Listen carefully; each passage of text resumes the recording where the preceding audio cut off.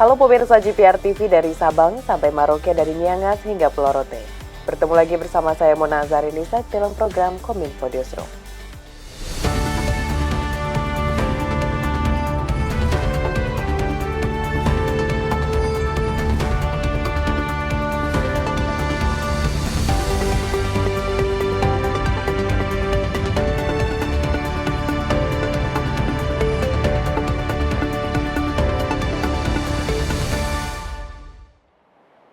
Pemirsa, kita ke informasi pertama. Presiden Joko Widodo menerima kunjungan Perdana Menteri Papua Nugini James Marape di Istana Bogor, Jawa Barat.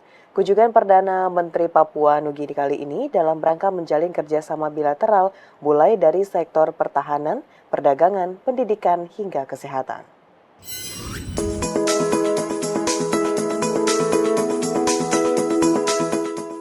Presiden Republik Indonesia Joko Widodo menerima kunjungan kenegaraan Perdana Menteri Papua Nugini James Marape di Istana Kepresidenan Bogor, Jawa Barat pada Senin 15 Juli 2024. Kunjungan ini merupakan kedua kalinya bagi Perdana Menteri James Marape ke Indonesia setelah pertemuan pertama pada Maret 2022, dilanjutkan dengan Presiden Joko Widodo memenuhi kunjungan balasan ke Papua Nugini pada Juli 2023.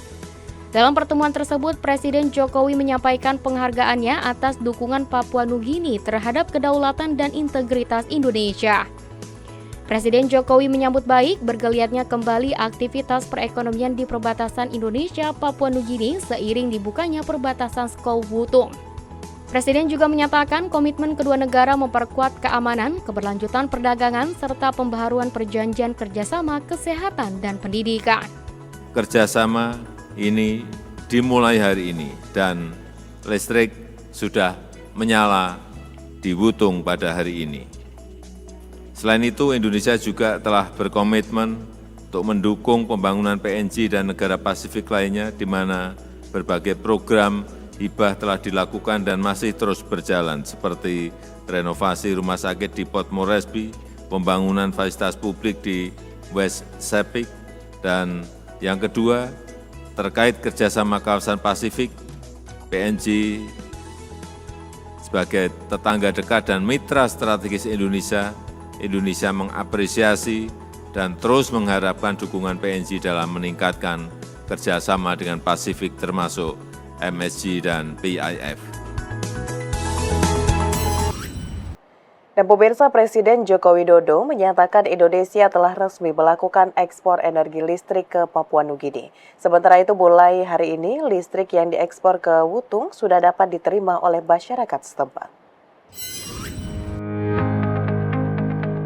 Dalam keterangan pers usai melakukan pertemuan dengan Perdana Menteri Papua Nugini James Marape pada Senin 15 Juli 2024, Presiden Joko Widodo menyatakan Indonesia telah resmi melakukan ekspor energi listrik ke Papua Nugini. Ekspor tersebut dilakukan dengan membangun jaringan listrik di perbatasan Skou, Papua dan Desa Wutung di Papua Nugini. Presiden memastikan mulai hari ini listrik yang diekspor ke Wutung sudah dapat diterima oleh masyarakat setempat.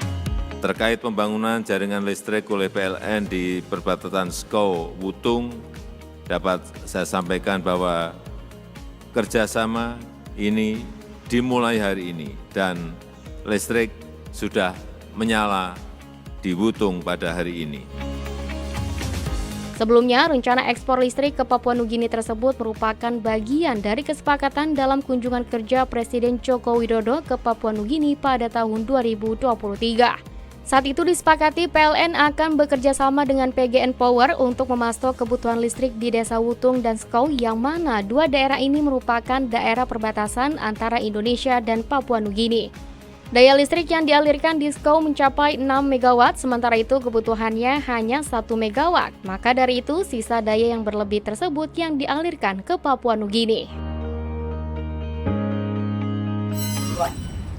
Kita ke informasi lainnya, pemirsa. Penyelenggaraan ibadah haji 2024 telah sukses diselenggarakan dengan total kuota jemaah pada tahun ini mencapai 241.000 orang.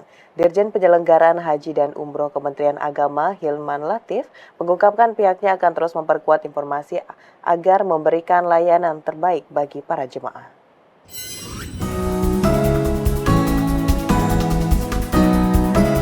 Musim Haji 1445 Hijriah atau 2024 Masehi merupakan penyelenggaraan ibadah haji dengan kuota jemaah haji terbanyak dalam sejarah perhajian di Indonesia, yakni dengan jumlah total sebanyak 241.000 kuota haji. Angka tersebut menandakan telah suksesnya penyelenggaraan ibadah haji 2024. Diikuti dengan penambahan jumlah kuota yang diberikan oleh Kerajaan Arab Saudi kepada Indonesia sebanyak 20.000 jemaah, terdiri dari 10.000 kuota tambahan diperuntukkan bagi jemaah haji reguler dan 10.000 lainnya untuk jemaah haji khusus. Sehingga total jemaah haji Indonesia tahun ini berjumlah 241.000 orang, terdiri dari 213.320 jemaah dan 27.680 jemaah haji khusus. Dirjen Penyelenggaraan Haji dan Umroh Kementerian Agama Hilman Latif dalam Coffee Morning Sukses Haji 2024 menjelaskan bahwa dengan suksesnya penyelenggaraan ibadah haji 2024, pihaknya akan terus berupaya memberikan pelayanan terbaik bagi jemaah haji dengan 3 faktor penunjang. Pertama,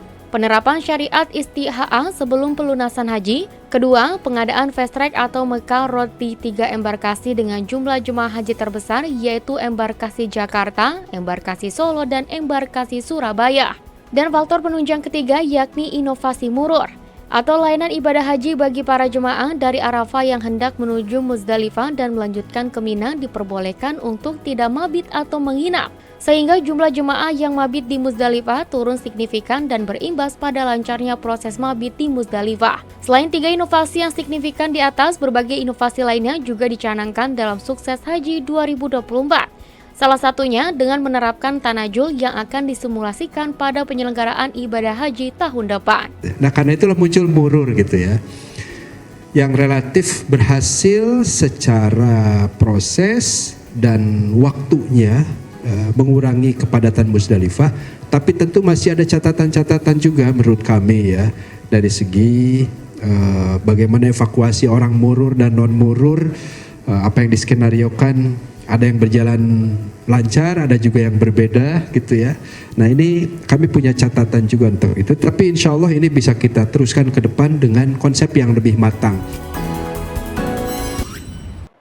Direktur Layanan Haji Dalam Negeri Kementerian Agama, Saiful Mujab, mengimbau kepada masing-masing maskapai penerbangan untuk segera mendaftarkan slotnya sejak dibukanya maskapai penerbangan guna menghindari terjadinya keterlambatan jamaah selama penyelenggaraan haji berlangsung.